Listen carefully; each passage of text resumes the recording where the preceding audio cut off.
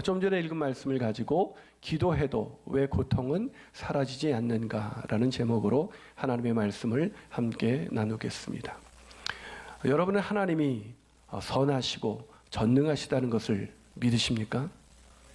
예, 아멘이 안 들려오고 있습니다. 믿으십니까? 예, 아멘. 저도 아멘입니다. 그러나 믿지 않는 사람들은 이런 질문을 던집니다. 하나님이 선하시고 전능하시다면 왜 세상에는 악과 고통이 존재하는가? 이에 대해 C.S. 루이스는 이 고통의 문제라는 책에서 그렇게 믿지 않는 사람들의 시각을 이렇게 소개합니다. 하나님이 선하다면 자신이 만든 피조물들에게 완벽한 행복을 주고 싶어 할 것이며 하나님이 전능하다면 그 소원대로 할 수 있을 것이다. 그런데 지금 피조물들은 행복하지가 않다. 그러므로 하나님은 선하지 않은 존재이거나 능력이 없는 존재 또는 선하지도 않고 능력도 없는 존재일 것이다. 갑자기 동의가 되십니까? 예, 그래요. 믿지 않은 사람들뿐만 아니라 믿음을 가진 우리들도 믿는 우리들보다도 믿지 않는, 아니 악을 행하는 사람들이 세상에서 더 잘되고 번성하는 것을 볼 때 과연 하나님은 선하신가? 과연 하나님은 전능하신가? 라는 질문을 갖기 마련입니다. 그러나 그것은 전혀 이상한 것이 아닙니다. 그것 때문에 죄책감을 느낄 필요는 없습니다. 왜냐하면 오늘 본문에도 그런 한 사람이 소개되어 있기 때문입니다. 주전 7세기 바로 오늘 하박국서를 기록한 바로 하박국서의 저자 하박국 선지자입니다. 이 하박국 선지자가 어떻게 하나님께 물었는지 본문 2절을 한번 같이 읽어보도록 하겠습니다. 시작. 여호와여, 내가 부르짖어도 주께서 듣지 아니하시니 어느 때까지리까? 내가 강포로 말미암아 외쳐도 주께서 구원하지 아니하시나이다. 여러분, 하박국이 어떤 선지자입니까? 하박국은 기도의 선지자라고 불리는 그런 선지자입니다. 왜 그런 호칭이 붙여졌냐면 대부분의 선지자들은 하나님께 들은 말씀을 백성들에게 전하는 그런 역할을 감당했습니다. 근데 오늘 하박국서를 읽다 보면 하박국서는 처음부터 하나님을 향해서 하박국이 말을 하고 있습니다. 기도하고 있습니다. 그래서 하박국을 기도의 선지자라고 부르죠. 그러나 기도하다가 하나님께서 아무런 응답을 하지 않자 하박국은 화가 나기 시작합니다. 그래서 오늘 본문에서도 하박국이 뭐라고 말하고 있습니까? 하나님 왜 이러세요? 하나님 왜 이렇게 우리가 기도해도 왜 응답하지 않습니까? 이렇게 기도합니다. 이렇게 부르짖습니다. 근데 그렇게 부르짖다가 더 이상 하나님이 계속돼서 하나님의 응답이 없자 하박국은 이렇게 말합니다. 하나님 언제까지 이러실 것입니까? 언제까지 이 고통을 당해야 합니까? 하면서 분노하기 시작합니다. 그래서 하박국을 분노의 선지자라고 부르기도 합니다. 여러분, 우리도 코로나19를 당하면서 처음엔 왜 하나님이라는 질문을 가졌을 것입니다. 그러나 이 코로나19가 장기화되면서 우리는 동일하게 하박국처럼 이런 질문을 갖게 됩니다. 하나님 언제까지 이것을 견뎌야 합니까? 언제까지 코로나19가 진행될 것입니까? 하나님 속히 구원해야 하지 않겠습니까? 여러분, 이 하박국 선지자의 질문이나 이 기도나 오늘 우리가 갖는 기도나 동일하지 않습니까? 왜 우리가 기도해도 왜 고통이 사라지지 않는 것일까요? 왜 기도해도 하나님은 응답하지 않는 것일까요? 왜 속히 이 문제를 해결하지 않는 것일까요? 하나님은 선하지도 않고 사람들이 말하는 것처럼 전능하지도 않기 때문일까요? 그렇지 않습니다. 그렇다면 도대체 기도해도 왜 고통은 사라지지 않는 것일까요? 첫 번째로 고통의 보편적인 특징 때문입니다. 고통의 보편적 특징. 무슨 말입니까? 고통은 일반적이라는 것입니다. 고통에서 예외는 없다는 것입니다. 고통은 당연하다는 것입니다. 그래서 살아가는 한 인간은 고통을 겪을 수밖에 없습니다. 인간이 고통에서 자유로워질 수 있는 유일한 방법은 무덤뿐이다라는 말이 있지 않습니까? 그것은 이 땅에 오신 예수님도 마찬가지였습니다. 예수님은 태어나자마자 고통을 당하셨습니다. 헤롯이 예수님을 죽이려 했기 때문에 예수님은 태어나자마자 피신을 당했습니다. 예수님이 이 땅에서 인간으로 사시면서 공생의 기간을 지내면서 주님은 철저히 고통 가운데 계셨습니다. 그리고 마침내 마지막 십자가의 고통을 당하셨습니다. 여러분, 우리는 그런 고통을 당하지는 않았잖아요. 예수님뿐인가요? 믿음의 사람들도 그랬습니다. 여러분, 히브리서 11장 36절에서 38절을 우리 같이 한번 읽어보겠습니다. 자, 히브리서 11장 36절에서 38절 화면을 보시면서 한번 같이 읽도록 하겠습니다. 시작. 또 어떤 이들은 조롱과 채찍질 뿐만 아니라 결박과 옥에 갇히는 시련도 받았으며 돌로 치는 것과 톱으로 켜는 것과 시험과 칼로 죽임을 당하고 양과 염소의 가죽을 입고 요리하여 궁핍과 환난과 학대를 받았으니 이런 사람은 세상이 감당하지 못하느니라. 그들이 광야와 산과 동굴과 토굴에 요리하였느니라. 믿음의 사람들도 예외는 아니었습니다. 믿음의 사람들 중에서 또 대표적인 사람이 있죠. 사도 바울은 어땠을까요? 사도 바울도 마찬가지였습니다. 사도 바울은 자신의 인생을 돌아보면서 이렇게 말합니다. 고린도후서 11장 23절부터 28절입니다. 한번 읽겠습니다. 시작. 그들이 그리스도의 일꾼이냐 정신없는 말을 하거니와 나는 더욱 그러하도다. 내가 수고를 넘치도록 하고 옥에 갇히기도 더 많이 하고 매도 수없이 맞고 여러 번 죽을 뻔하였으니 유대인들에게 40에서 하나 감한 매를 5번 맞았으며 3번 태장으로 맞고 1번 돌로 맞고 3번 파선하고 일주야를 깊은 바다에서 지냈으며 여러 번 여행하면서 강의 위험과 강도의 위험과 동족의 위험과 이방인의 위험과 시내의 위험과 광야의 위험과 바다의 위험과 거짓 청제 중의 위험을 당하고 또 수고하며 애쓰고 여러 번 자지 못하고 줄이며 목마르고 여러 번 굶고 춥고 헐벗었더라. 이 외의 일은 고사하고 아직도 날마다 내 속에 눌리는 것이 있으니 곧 모든 교회를 위하여 염려하는 것, 즉 고통을 느끼고 있다는 것이죠. 무슨 말입니까? 예수를 믿고 나서 사도 바울에게도 고통이 그치지 않았다는 것입니다. 사도 바울이 기도하지 않았기 때문일까요? 사도 바울이 뭔가 문제가 있기 때문일까요? 우리는 고통을 당할 때 뭔가 문제가 있기 때문이라고 생각합니다. 아니요, 문제가 없었던 오히려 신실하게 믿음으로 살았던 믿음의 사람들, 아니 사도 바울, 아니 예수님도 고통을 당하셨습니다. 고통은 보편적이라는 것이죠. 저도 참 억울한 게 있는데 사람들이 제 얼굴을 보면 고난을 안 당한 얼굴이라는 거예요. 워낙 부유한 집에서 자라서 이렇게 걱정 한 번도 어려움 없이 자랐을 것 같아요. 제가 워낙 이 동안 피부를 갖고 있다 보니까 사람들이 그렇게 여전히 비웃고 계시는데 다 비웃음이 이 전파를 타서 여기까지 와요. 비웃음은 몸에 해롭습니다. 그러니까 제가 고통을 별로 안 겪어봤을 거라 그래요. 그러나 저는 어려서부터 고통을 당했습니다. 참 견디기 힘든 고통 속에서 중학생이 될 때까지 자살을 3번이나 시도해야만 했습니다. 내가 유약했기 때문에 그렇다고요? 아니요. 정말 살기가 힘들었습니다. 나중에 주님을 만나고 나서도 고통은 계속됐습니다. 주님을 만나고 나서도 제 인생 가운데는 계속해서 제가 원하는 것이 다 실패하는 것을 경험했습니다. 20대의 제 인생은 실패 그 자체였습니다. 나중에 신학교를 가고 나서 저는 매일 일주일에 3일씩 매주 그렇게 굶어야만 했습니다. 하나님이 하도 금식을 안 하니까 금식을 하시게 한 것 같아요. 매일 굶어보셨나요? 요즘 시대에 누가 그랬냐 그래요. 그래요. 그런 시대에 저는 매주 청년회 때 신학교를 가서 계속 굶었습니다. 그러고 나서 저는 나중에 선교여행을 갔습니다. 선교여행에 갔었는데 풍토병에 걸려서 죽을 뻔했습니다. 그 당시 강북 삼성병원에서 의사가 저희 아버지에게 마음의 준비를 하라고 죽을지도 모른다는 그런 지경에 저는 이르렀습니다. 사랑하는 여러분, 고통은 예외가 없습니다. 기도한다고 해서 고통이 사라지는 것은 아닙니다. 그러게 우리가 기도할 때 고통이 사라지게 해달라는 이 기도가 중요한 것이 아니라 고통이 누구에게나 보편적으로 느껴지는 것이라면 고통 가운데 우리가 무너지지 않게 해달라고, 우리가 고통을 견딜 수 있게 해달라는 기도, 이 기도가 우리에게 더 절실하게 필요한 것이 아닐까요? 사람은 기도해도 고통은 사라지지 않습니다. 왜요?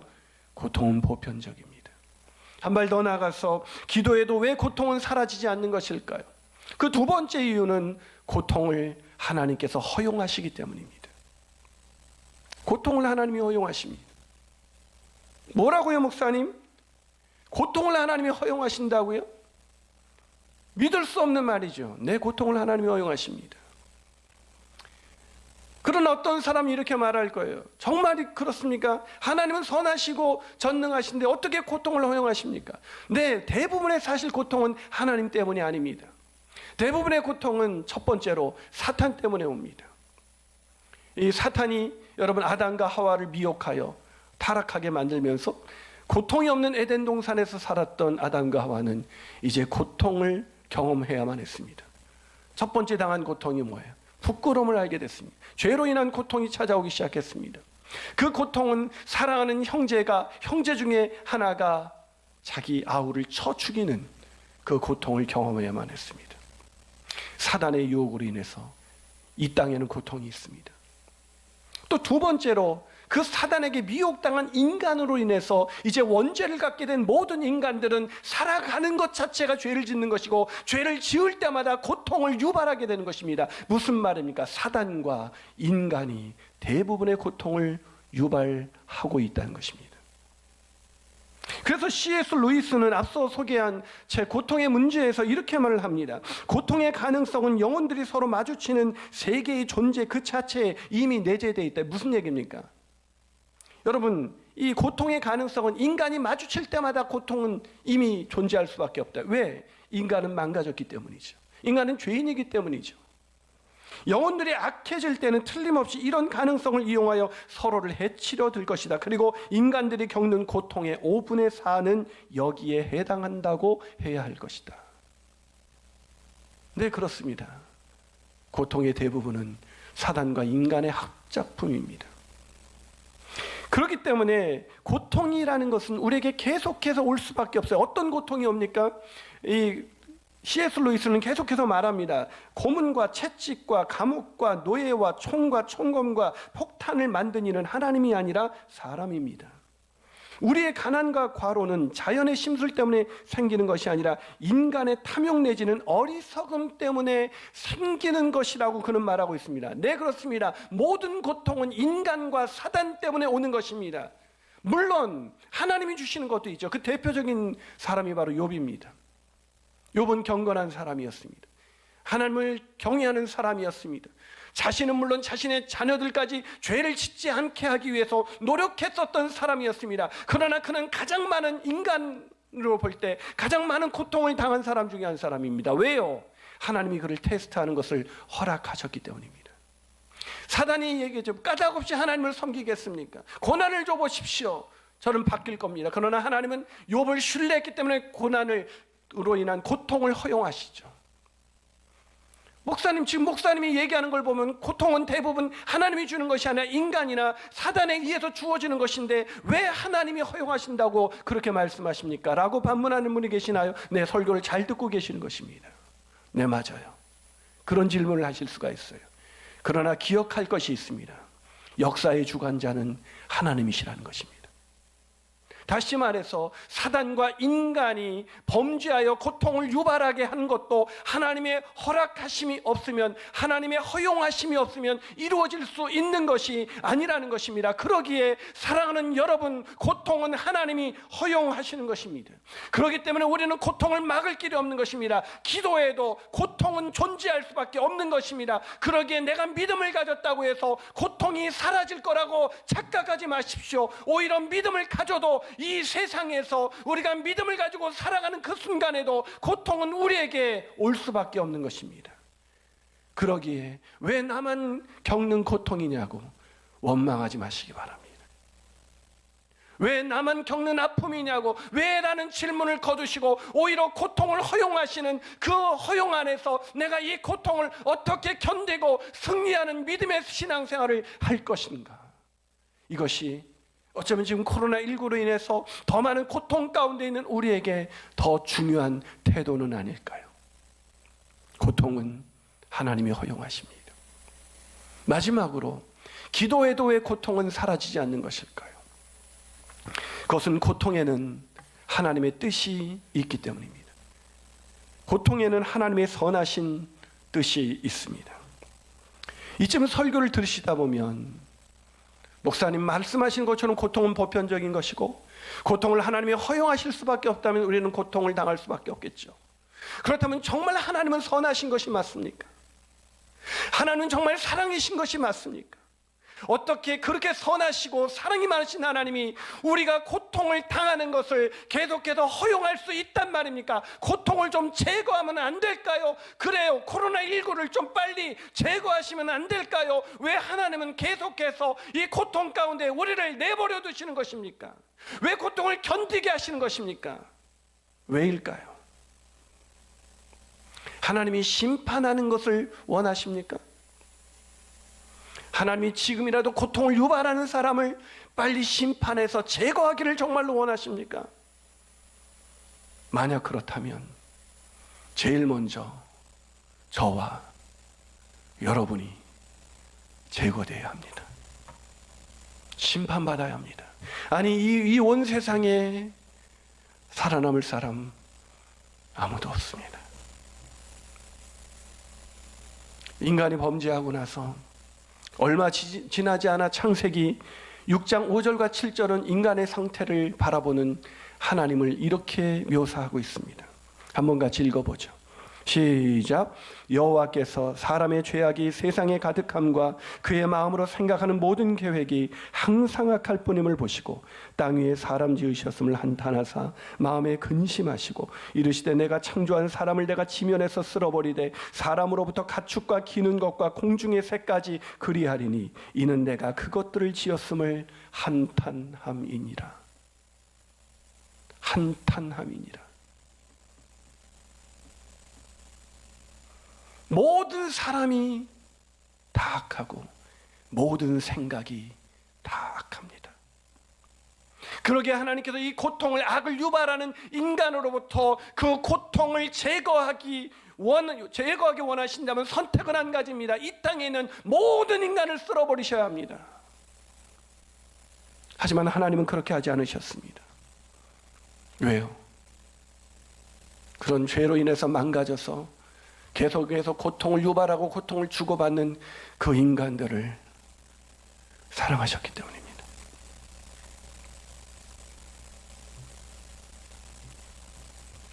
무슨 말입니까? 하나님은 이 땅에서 고통을 없애기 위해 죄로 관영한 세상을 바라보셔야 하는 그 고통을 하나님도 지금 견디고 계시다는 것입니다. 하나님이 더 큰 고통을 느끼고 계시다는 것입니다. 사랑하는 여러분, 고통 가운데 자신이 창조한 이 피조 세계가 완전히 사람으로부터 가축과 기는 것과 모든 것이 망가져 있는 그 상태를 지켜봐야 하는 하나님 아버지의 고통은 얼마나 더 심할까요? 여러분, 아이가 잘못된 길로 들어서서 망가졌다고 생각해 봅시다. 저와 여러분의 아이가 길을 잘못 들어서 인생이 망가졌어요. 그 아이는 고통을 당하겠죠. 대가를 치르겠죠. 그런데 누가 더 고통스러울까요? 그 아이를 지켜봐야 하는 부모가 아니겠습니까? 고통에 심하는 우리는 우리가 치른 대가예요. 우리의 욕심과 우리의 죄악과 우리의 허물이 고통을 만들어냈습니다.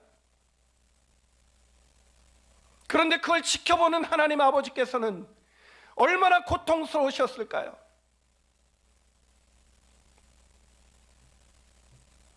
공의로우신 하나님이시기에 죄로 인해서 저질러진 고통을 없는 것으로 하실 수는 없었어요. 그러나 그것에 구원하시기 위해서 한 번에 심판하실 수 있으셨지만 하나님 아버지께서는 그 자녀들을, 그 백성들을 구원하시기 위해서 그 고통을 유발하고 있는 그 순간을 묵묵히 지켜보고 계셨던 것입니다. 그러나 하박국 선지자는 그걸 알지 못했습니다. 그래서 하나님 도대체 왜요? 왜 이래서요? 도대체 언제까지 이러실 것입니까? 라고 따지며 하나님께 나아가고 있었던 것입니다. 그렇다면 사랑하는 여러분, 하나님은 왜 고통을 그렇게 견디게 하신 것일까요? 왜 빨리 구원하지 않으신 것일까요? 이 시기가 지나가서 바벨론을 들어서 이 유다를 치고 나서야 그들에게 구원의 길이 열리기 때문입니다. 다시 말해서 하나님은 우리를 향한 사랑과 그 뜻이 너무 선하셔서 고통 가운데 있는 우리와 함께 고통을 당하시며 우리를 구원하실 때를 기다리신다는 것입니다. 아멘이십니까? 코로나19로 인해서 어려움을 겪고 계신 여러분, 우리가 겪는 고통이 하박국이 겪었던 고통? 아니 사도 바울이 겪었던 고통? 아니 믿음의 사람들이 겪었던 고통?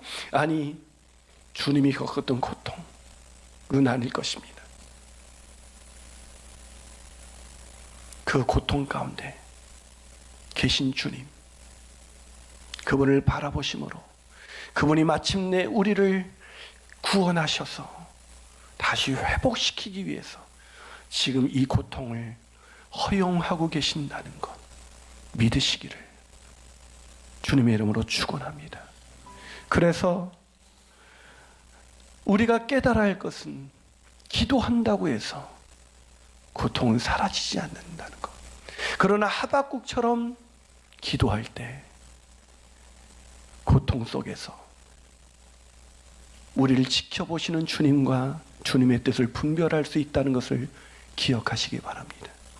하박국은 마침내 그 고통 가운데 기도해도 고통이 사라지진 않았지만 하박국은 기도하다가 주님을 만났고 고통 가운데 계신 주님을 만났고 그 주님의 선하신 뜻을 알게 됐고 하박국은 마침내 하박국 3장 17절과 18절에서 이렇게 노래하기 시작했습니다. 우리 같이 읽어보겠습니다. 시작. 비록 무화과 나무가 무성하지 못하며 포도나무에 열매가 없으며 감람나무에 소출이 없으며 밭에 먹을 것이 없으며 우리의 양이 없으며 외양간에 소가 없을지라도 나는 여호와로 말미암아 즐거워하며 나의 구원 하나님으로 말미암아 기뻐하리로다. 할렐루야, 할렐루야, 할렐루야.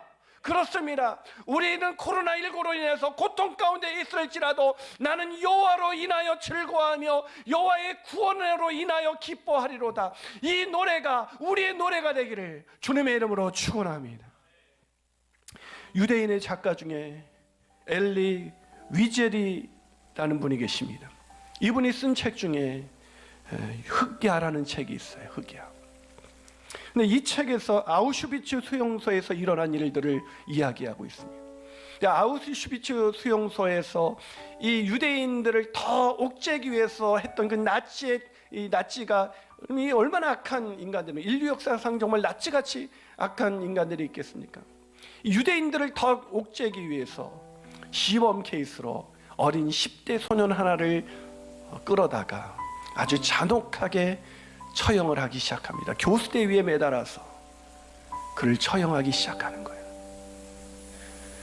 아무 죄가 없는 아이가 나치에 의해서 교수대 위에 놓여 있습니다.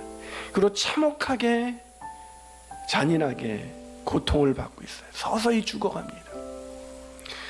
그거를 아우슈비츠 수용소에서 지켜보던 수많은 유대인들은 그 마음이 어땠을까? 얼마나 고통스러웠을까요? 보고 싶지 않은 장면이었을 것입니다. 그때 한 사람이 나지막하지만 절규하며 이렇게 외쳤습니다. 오 하나님, 도대체 어디에 계십니까? 오 하나님, 도대체 어디에 계십니까? 근데 그 순간 이 위젤에게 이런 한 내면의 음성이 들려왔습니다. 어디에 계시냐고. 주님은 지금 저 교수대 위에 저 소년과 함께 고통을 받고 있다. 사랑하는 여러분, 코로나19로 인해서 고통받는 이때 주님은 어디 계십니까? 고통받는 우리와 함께 계십니다. 기도하는 사람만이 그 주님을 볼 수가 있습니다. 고통 가운데 계신 주님, 우리를 위하여 십자가에서 찢기신 주님, 우리를 구원하시기 위해서 이 모든 어려움에서 우리를 건지시기 위해서 십자가에 달리신 주님, 그분을 기도하는 사람만이 볼 수가 있습니다. 기도한다고 해서 고통은 사라지지 않습니다. 그러나 기도하는 사람은 우리와 함께 고통을 받으신 주님을 만날 수 있습니다. 그리고 우리를 구원하시는 하나님의 뜻을 볼 수가 있습니다. 그리고 하박국처럼 노래하게 될 것입니다. 그 노래가 저와 여러분 가운데 있기를 주님의 이름으로 축원합니다.